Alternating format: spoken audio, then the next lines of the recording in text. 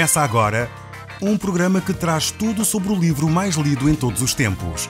Apresentamos O Som do Livro.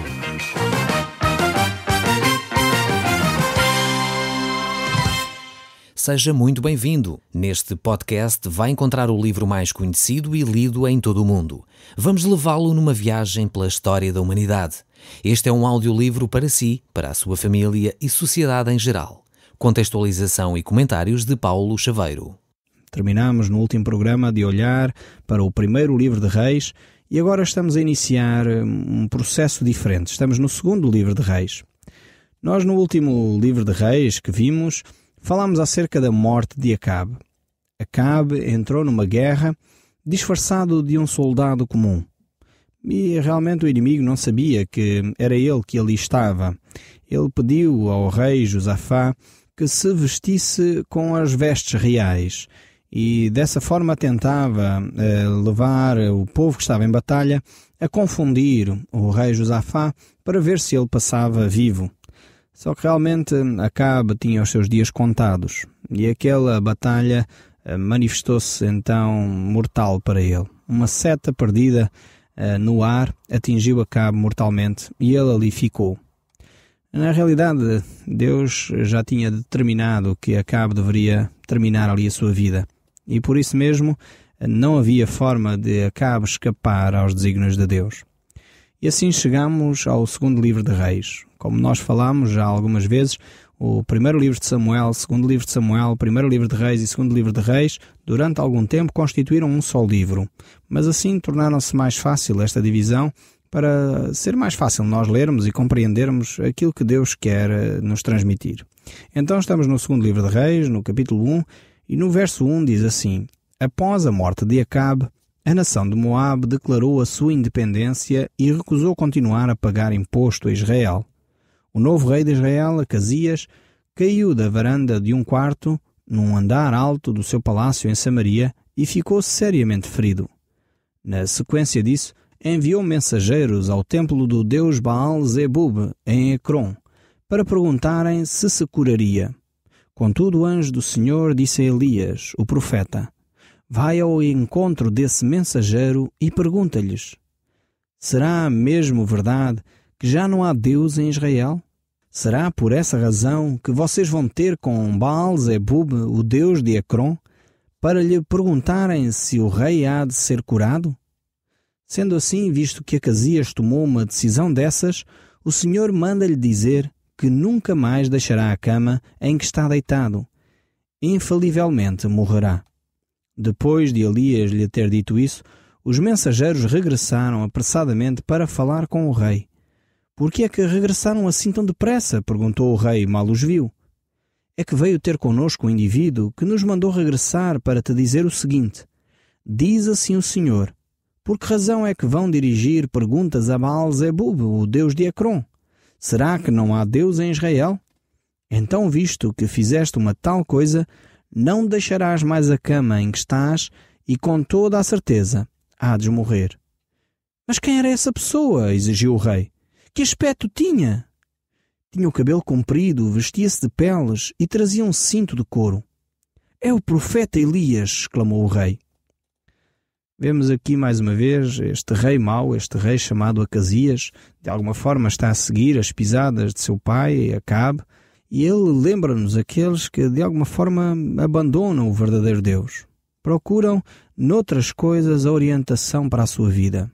Procuram talvez a cura para as suas doenças, procuram, enfim, a orientação para a sua vida amorosa, a sua orientação para a vida económica, em coisas que não o próprio Deus. E é triste ver que muitos cristãos, muitas pessoas que têm acesso a Deus, poderiam ter um relacionamento com Deus porque se dizem cristãos, e não o procuram em Deus. Procuram eventualmente noutras entidades, procuram eventualmente aqui ou ali seguir orientações que não estão de acordo com a vontade de Deus. E realmente este Acasias faz exatamente esse tipo de proposta. Procura nesse Deus Baal, procura noutra orientação, num Deus pagão, procura talvez em coisas que são ídolos e imagens, quando na realidade deveria procurar a vontade de Deus na própria palavra de Deus e no profeta de Deus que estava na nação. Infelizmente ele não o fez e teve consequências tremendas para a sua vida. Assim como têm todos aqueles que de alguma forma teriam acesso a conhecer Deus e a vontade de Deus e procuram as suas orientações, talvez em horóscopos, talvez no futuro, aqui ou ali nos astros, quando na realidade deveriam procurar a vontade de Deus na própria Palavra de Deus. Então, continuando o verso 9, nos dias deste capítulo 1 do livro de 2 Reis, mandou logo um grupo de 50 soldados, sob o comando de um oficial, para o prender. Acharam-no sentado no alto de uma colina, e disse-lhes o oficial: Ó homem de Deus, o rei ordena-te que venhas conosco. Mas Elias respondeu: Se eu sou um homem de Deus, que desça fogo do céu para vos destruir a ti e aos teus 50 homens. Então veio um raio que os matou a todos. O rei mandou outro oficial com mais um grupo de 50 homens. Ó homem de Deus, o rei manda-te que deixas daí. E Elias respondeu: Se eu sou um homem de Deus, que venha fogo do céu e que vos destrua, a ti e aos teus 50 soldados. E novamente veio uma descarga do céu, da parte de Deus, que os queimou. Uma vez mais o rei enviou 50 soldados, mas desta vez o capitão caiu de joelhos perante Elias e rogou-lhe: Ó homem de Deus, peço-te que me poupes a vida e a destes 50 servos, que têm misericórdia de nós, que não nos destrua como aconteceu com os outros. Então o anjo do Senhor disse a Elias: Não tenhas receio, podes ir com estes. Elias foi então ter com o rei: Porque mandaste tu enviados a Baal-zebub, o deus de Ecrom, para te informares acerca da tua doença? Perguntou Elias. Será que não há Deus em Israel a quem te dirijas? Visto que fizeste uma tal coisa, não deixarás mais essa cama, com toda a certeza que morrerás. Aqui temos uma situação, por um lado, interessante. Por outro lado, vemos a dificuldade que as pessoas têm a reconhecer quem é Deus e como utilizam as palavras de uma forma leviana. Talvez é semelhante a muitos de nós ainda hoje, que quando vivemos uma situação de desgraça, dizemos: valha-nos Deus, sem perceber muito bem o que isso quer dizer.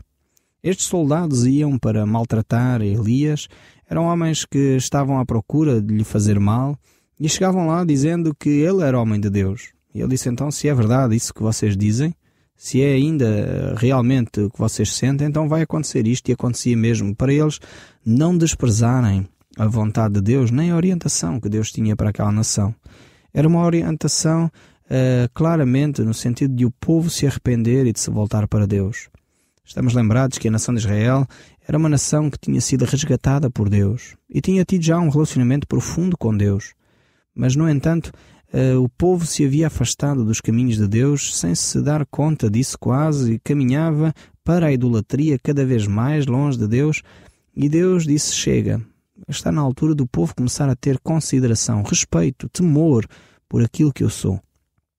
E aqui então a palavra de Deus é revelada de uma forma tremenda a estes homens e inclusive ao rei. O rei pensava que poderia, enfim, viver mais uma vez cocheando, como Elias fez com o seu pai Acabe. Mesmo este filho de Acabe não tinha percebido que não se pode viver a cochear, tentando agradar a Deus e tentando agradar os ídolos e às imagens e ao ocultismo. Não pode ser assim. Um cristão não pode conviver dessa forma, tem de tomar uma decisão diante de Deus.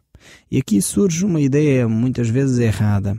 As pessoas pensam que, vamos recorrer a Deus, mas também ao mesmo tempo recorrer aos poderes ocultos, porque afinal de contas eles estão quase em pé de igualdade com Deus. E infelizmente muitos filmes que têm chegado às nossas televisões, muita publicidade, muitas ideias hoje decorrem desta ideia que está por detrás, que o bem e o mal estão ali em luta, taco a taco, e que se o bem não se cuida vai perder para o mal. Esta é uma ideia que Satanás muitas vezes quer trazer às nossas mentes, que ele está quase em pé de igualdade com Deus. E isso não é verdade. Deus é Deus, continua a ser o soberano, o Deus todo-poderoso. E se muitas vezes há coisas erradas a acontecer na nossa nação, há coisas erradas a acontecer no mundo, é porque Deus permite e porque Deus nos ama e quer que alguns cheguem ao conhecimento de quem Ele é de livre vontade. É por isso que Deus ainda permite que Satanás continue a influenciar o mundo.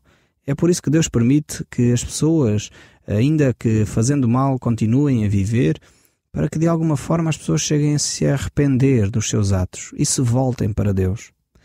As trevas e Satanás não estão em pé de igualdade com Deus, e eu quero deixar isto muito claro. Eu sei que infelizmente há muitos cristãos atormentados com os poderes demoníacos, com as trevas, com aquilo que acontece à sua volta, com Satanás. Deus é o Deus soberano sobre todas as coisas. Deus é o Deus todo-poderoso. E não há Satanás nenhum que possa fazer frente a Deus. Não há demónio nenhum que seja mais poderoso do que Jesus Cristo e do que o próprio Deus. O cristão está guardado, o cristão está protegido pelo próprio Senhor. E não há mal nenhum que lhe possa chegar sem que Deus o permita. Então é importante que você fique descansado nas mãos de Deus, percebendo que é a graça de Deus, é a bondade de Deus que de alguma forma ainda permite que coisas más vão acontecendo e que homens maus ainda possam estar vivos no nosso meio e convivam connosco, assim como este homem Acasias. Deus permitia ainda que ele estivesse vivo, Deus permitia ainda que ele agisse na nação de Israel, porque Deus amava aquele povo e não queria destruí-lo, não queria aniquilá-lo.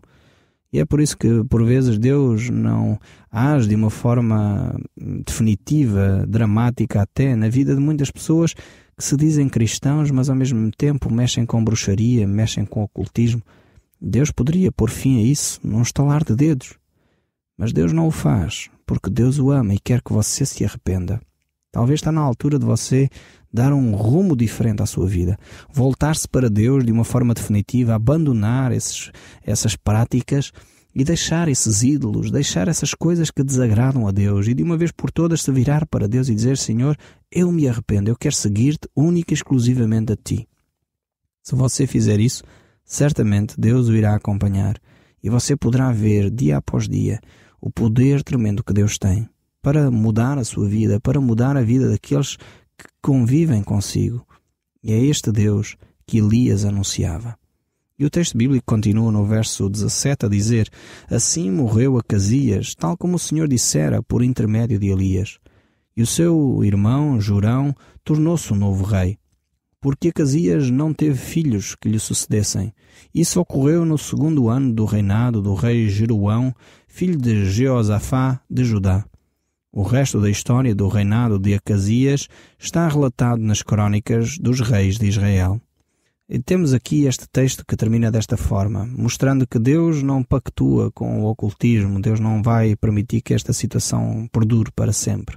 Mas continuando então no texto bíblico, no capítulo 2, o verso 1 nos diz: Chegou então a altura do Senhor levar Elias para o céu num remoinho. Elias disse a Eliseu quando deixaram Gilgal: Fica aqui, porque o Senhor disse-me que fosse a Betel. Mas Eliseu respondeu-lhe: Garanto-te por Deus e pela tua alma que não te deixarei. Foram, pois, a Betel juntos. Aí os jovens profetas da escola de Betel vieram ao encontro deles e perguntaram a Eliseu: Sabes que o Senhor vai levar Elias hoje para si? Sim, calem-se, respondeu Eliseu. Já sei disso. Elias disse de novo a Eliseu: Peço-te que fiques aqui em Betel, porque o Senhor mandou-me a Jericó. Mas Eliseu tornou a responder: Juro-te por Deus e pela tua vida que não te deixarei. Foram assim até Jericó. Os estudantes da escola de Jericó vieram ter com Eliseu e perguntaram-lhe: Sabes que o Senhor vai levar Elias hoje para o céu? Eliseu respondeu: Estejam calados, eu sei bem disso. Elias disse a Eliseu: Por favor, fica aqui, porque o Senhor mandou-me ir ao Rio Jordão. E Eliseu respondeu, como anteriormente: Juro-te por Deus e pela tua alma, que não te deixarei. Lá foram juntos e chegaram ao Rio Jordão, enquanto os 50 jovens profetas ficavam a ver à distância. Elias tirou a capa, dobrou-a e bateu com ela na água. A torrente dividiu-se e eles passaram a seco. Aqui vemos realmente Elias a procurar encontrar um lugar exato para se poder relacionar com Deus de uma forma mais tranquila, mais próxima, mas Eliseu, que era muito amigo de Elias, não o abandonou de forma alguma. Ele seguiu os seus passos por toda a parte. Qualquer tentativa que Elias fazia de se afastar um pouco mais, Eliseu dizia: Não, eu vou estar contigo em todos os momentos da tua vida. E aqui vemos a amizade que Elias e Eliseu criaram. Foram realmente amigos íntimos e próximos. E vemos como Eliseu reage quando aqueles que eram profetas como ele, que sabiam que Deus iria tomar Elias para si, quando eles falavam acerca disso, Eliseu sofria por dentro. E no fundo é aquilo que nós sofremos quando perdemos um ente querido, uma pessoa amada, fica a doer por dentro. E Elias e Eliseu criaram esse relacionamento. Estamos lembrados quando tratamos do capítulo 19, que uma das dificuldades que Elias enfrentava era exatamente essa, de não ter alguém próximo, alguém íntimo. E Deus disse a Elias, cria uma relação profunda, cria uma amizade profunda para sair dessa depressão, para sair dessa situação em que tu estás de desânimo, cria um relacionamento profundo.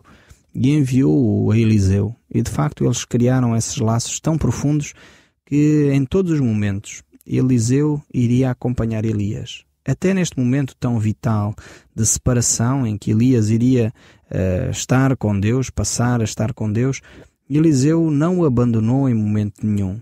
Foi com ele a Betel, foi com ele a Jericó, foi com ele até ao Jordão.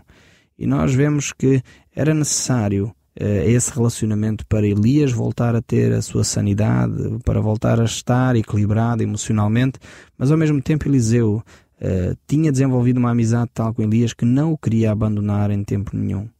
Naquele tempo ali vemos que, de alguma forma, já estavam criadas também, podíamos dizer assim, escolas de profetas, seminários, locais onde aqueles que queriam servir a Deus aprendiam a conhecer melhor Deus. Estas escolas surgiram com o profeta Samuel. Foi ele que começou a desenvolver esta ideia de terem escolas onde os profetas aprendiam mais acerca de Deus. E estes homens iam e tentavam, enfim, passar a palavra de Deus àqueles que estavam nas aldeias, nas vilas, e dessa forma ensinavam a palavra de Deus. E Elias tinha a responsabilidade de ir ensinar estes grupos a palavra de Deus. E assim Elias e Eliseu caminhavam naqueles locais e assim falavam de Deus. Elias e Eliseu mantiveram este trabalho de uma forma bastante cuidadosa, mas chegou o tempo de Elias deixar a terra e passar a ter um relacionamento com Deus. E estamos no verso 9 do capítulo 2 do segundo livro de Reis, quando diz assim o texto: quando chegaram ao outro lado, Elias disse a Eliseu: pede-me o que quiseres antes que eu seja levado. E Eliseu respondeu: peço-te que me dês uma dobrada porção do teu poder profético. Aqui estamos a olhar para um pedido que Eliseu fez, um pedido cauteloso, um pedido inteligente. Eliseu não estava a pedir para ser maior que Elias, não. Eliseu estava a tentar dizer que ele sentia necessidade de, pelo menos, ser equiparado a Elias. Elias tinha sido um grande profeta. Eliseu queria ser um sucessor que estivesse à altura, que fosse digno de suportar o nome de Elias e continuar o trabalho que ele tinha realizado. E no verso 10 diz: pedes dura coisa, mas se puderes ver-me quando for levado de junto de ti, obterás o que pretendes. Senão, não o terás. Enquanto iam caminhando e conversando, de repente um carro de fogo apareceu e passou pelo meio deles, separando-os. Elias foi assim levado para os céus num remoinho. Vemos que Eliseu estava a pedir algo bastante grandioso, poder ser igual a Elias. Mas isso era uma coisa que não estava nas mãos de Elias. Era o próprio Deus que iria ou não dar esse poder a Eliseu. E ele estava bem consciente disso. Por isso ele disse: se Deus quiser, por outras palavras, se Deus permitir, e se tu me vires então subir aos céus, dessa forma Deus então concederá o pedido que fizeste. Elias aqui não morreu. Ele subiu aos céus vivo. Tanto que quando ele apareceu a Jesus Cristo, ele estava juntamente com Moisés a falar com Jesus Cristo. E isto mostra realmente o poder de Deus. Elias era um amigo de Deus, alguém próximo de Deus, que desenvolveu um relacionamento tal com Deus que Deus o tomou vivo, não provou a dor da morte. E isto realmente Deus fez a duas pessoas na Bíblia que nós encontramos, Enoque e Elias. E Deus tem algo reservado ainda para estes homens. Eles, inclusive, vemos que Elias aparece a Jesus Cristo no Monte da Transfiguração. E de acordo com alguns textos bíblicos e intérpretes, acreditamos que eles um dia continuarão e voltarão a testemunhar acerca de Jesus Cristo, pois eles não provaram a morte. O texto bíblico ainda diz no verso 12, Eliseu, que viu tudo, gritou: meu pai, o carro de Israel com os seus condutores. Quando o carro desapareceu, Eliseu rasgou a sua roupa. Depois pegou na capa de Elias, voltou à margem do Jordão e bateu na água com ela. Onde está o Senhor Deus de Elias? Exclamou ele. A corrente separou-se e Eliseu passou em seco para o outro lado. Vemos que desta forma Deus reconhece e dá sobre Eliseu o pedido que ele havia feito, de ter porção dobrada do espírito de Elias. E ele faz o mesmo milagre de abrir o rio Jordão para passar. Quando os moços profetas de Jericó viram o que acontecera, disseram: o espírito de Elias ficou em Eliseu. E foram ter com ele para felicitar respeitosamente. Senhor, basta que digas uma palavra e 50 dos nossos colegas que mais bem correm irão à procura do teu Senhor no deserto. Talvez o Espírito do Senhor o tenha deixado sobre qualquer monte ou ravina. Não, disse Eliseu, não façam nada disso. Mas eles continuaram a insistir a ponto de o importunarem e por fim aceitou. Está bem, vão lá. Foram então 50 rapazes à procura dele durante 3 dias, mas não o acharam. E Eliseu estava ainda em Jericó quando eles voltaram. Não vos disse para não irem? Eliseu sabia perfeitamente que Elias tinha subido aos céus, estava com Deus. E por isso, apesar desta insistência, ele acedeu, mas ele sabia aquilo que Deus havia feito. E agora realmente Deus estava a querer trabalhar com Eliseu. Este espírito de Elias que estava sobre Eliseu não era um espírito qualquer, era o Espírito Santo. Não era o espírito de um homem, porque este poder que Elias tinha vinha do próprio Deus, vinha da relação que ele tinha com Deus. É importante clarificar este aspecto. É o mesmo espírito que pode estar sobre si, pois o próprio Deus quer habitar consigo. Esta é a promessa de Jesus Cristo quando subiu aos céus, que ele enviaria o Espírito Santo para estar sempre conosco. Se você entregar a sua vida nas mãos de Deus neste momento, a palavra de Deus promete que o Espírito de Deus estará consigo. O Som do Livro, uma produção da Rádio Transmundial de Portugal.